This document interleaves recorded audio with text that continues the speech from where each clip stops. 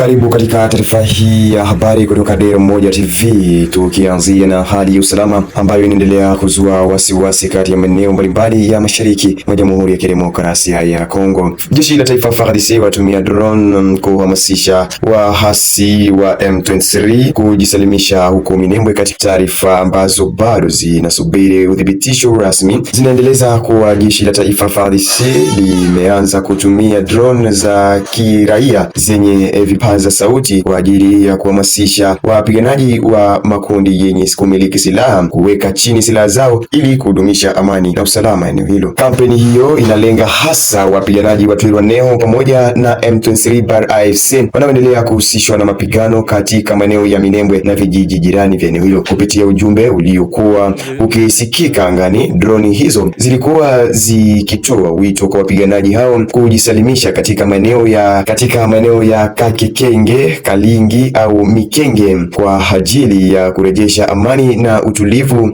katika eneo hilo. Taarifa zinaongeza kuwa mbali na matazamo ya sauti, drone hizo pia zikitupa vipeperushi vyenye ujumbe wa amani na kuwataka wahasi kuchukua njia ya mazungumzo badala ya vita. Hata hivyo, hadi sasa hakuna tamko rasmi lililotolewa na jeshi la FARDC kuhusu operation hiyo, jambo linalofanya taarifa hizo kuendelea kuchukuliwa kwa tahadhari, huku wananchi wakisubiri uthibitisho kamili kutoka kwa mamlaka husika. Na habari zingine huku zinatueleza kuwa zaidi ya pikipiki 50 za pora katika shambulio la silaha huko tarafani Fizi katika wilaya ya Fizi, ambako hali ya usalama yaendelea kuzorota kufuatia shambulio kubwa la watu wenye kumiliki silaha lililoripotiwa siku ya Jumanne tarehe 27 mwezi wa 5 katika miteremko ya huko Pemba karibu na kijiji cha Mnene unapoelekea kijiji cha Makobola. Kwa mujibu wa mashuhuda wa eneo hilo, zaidi ya pikipiki 50 zilisimamishwa na kuporwa na watu wasiojulikana waliokuwa wamevalia sare zinazofanana na za kijeshi. Washambuliaji hao walipokonya raia fedha, simu za mkononi pamoja na mali nyingine za thamani kabla ya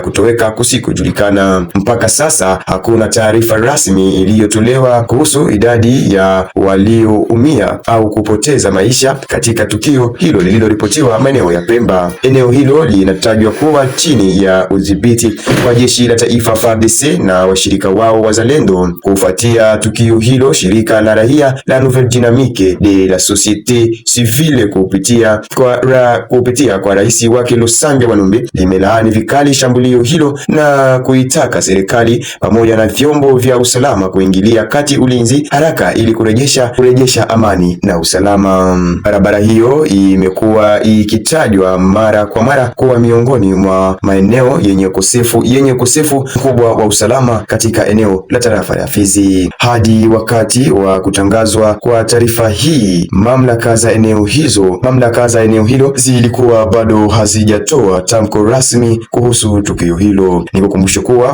waendelea kutupata kupitia Dar1 TV hapo unapopatikana. Na habari zingine, mpenzi mtazamaji, kuhusu katiba ya nchi ya Jamhuri ya Kidemokrasia ya Kongo ambayo inashuhudiwa kuwa mara kwa mara kuzungumziwa kwenye mitandao ya kijamii. Basi leo tutakwenda kuletea habari hizi ambazo zinasema kuwa chama cha UDPS kinachoongozwa na Augustin Kabuya sasa kinakubali wazi mradi wa kuandika katiba mpya inayotegemea maamuzi ya CNS.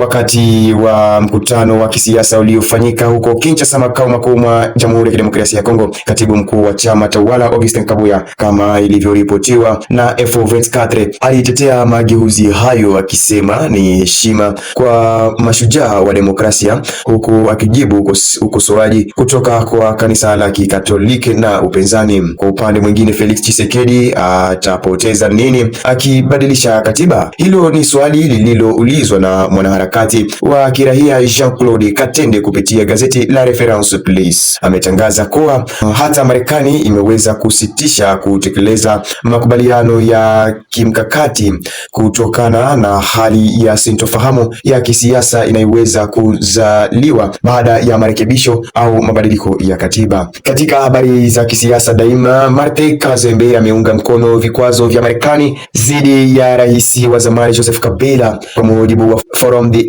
As, gavana huyo wa muda Perezida wa Katanga amepongeza hatua hizo na kumuita Kabila kuwa ni muasi wa nchi ya Jamhuri ya Kidemokrasia ya Kongo. Katika hali ya kiusalama daima huko Kisangani, jeshi la taifa FARDC limeimarisha ulinzi wa uwanja wa ndege kufuatia shambulio lililotajwa kuendeshwa na waasi wa M23 na wasaidizi wao wa nchi ya Rwanda. M23 imetaja kuwa hatua kali za usalama zimewekwa kuzunguka maeneo muhimu ya mji, huku uchunguzi ukiendelea kubaini washirika wa ndani waliohusika na huduma huyo.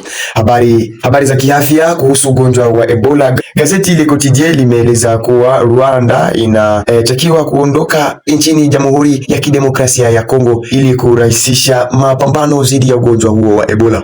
Gazeti hilo linaeleza katika mazingira ya uvamizi ni vigumu kupanga vizuri hatua za kukabiliana na ugonjwa huo na kufuatilia. Kwa mujibu wa La Prosperite, hadi sasa majimbo matatu kati ya majimbo 26 ndani ya nchi ya Jamhuri ya Kidemokrasia ya Kongo yameathiriwa na ugonjwa huo wa Ebola. Majimbo hayo ni pamoja na Nord Kivu, Ituri na Sud Kivu, yakijumuisha jumla ya eneo 11 za kiafya. Kutokana na kasi ya kuenea kwa Ebola na kuongezeka kwa vifo huko Ituri, gavana wa jimbo hilo John Luboya amenukuliwa na La Tempete des Tropiques akitaka kupelekwa haraka kwa wataalamu wa afya pamoja na vifaa vinavyohusika na kulinda afya ya wakazi. Wakati huo serikali inaendelea kuimarisha hatua za mapambano dhidi ya ugonjwa wa Ebola eneo hilo. Kwa mujibu wa L'Avenir, vituo vya matibabu ya Ebola vinaendelea kujengwa katika maeneo yaliyoathiriwa ili kurahisisha kutenga wagonjwa na kuwahudumia washakiwa wa mashambulizi hayo ya ugonjwa wa Ebola. Timu maalumu pia zinaendelea kufuatilia watu waliokutana na wagonjwa wa Ebola ili kuweza kurekebisha amani lakini pia afya maeneo hayo. Katika habari nyingine ni kwamba muungano wa vyama vya wafanyakazi nchini Jamhuri ya Kidemokrasia ya Kongo umepinga mradi wa amri kuhusu mishahara. Kwa mujibu wa Forum des AS, viongozi wa wafanyakazi wanataka masuala yote ya mishahara na mazingira ya kazi yajadiliwe kwa ndani ya Baraza la Taifa la Kazi kabla ya serikali kuchukua maamuzi. Gazeti la Congo Nouveau linashutumu SNEL kwa kuendelea kuiacha nchi gizani kutokana na kukatika kwa mara kwa umeme licha ya DRC kuwa na uwezo mkubwa wa kuzalisha umeme wa maji. Katika OCC, La Tempete des Tropiques limetaja kuwa kusimamishwa kwa kazi kwa mkurugenzi mkuu Etienne Chimanga kumefutwa rasmi. Hatua hiyo pia imehitimisha uongozi wa muda uliokuwa ukiongozwa na Christelle Mwabilu tangu Februari 2026. Na ni hapo ndipo nimeweka pointi, mpenzi mtazamaji na msikilizaji wa Umoja Dira TV. Nikuombe kuendelea kuambatana nasi moja kwa moja kila siku. Usikose kusubscribe, kucomment ili kuweza kupata habari zetu nzuri zenye uhakika, zenye kufuatiliwa kwa kina zaidi. Ni Umoja Dira TV nasema.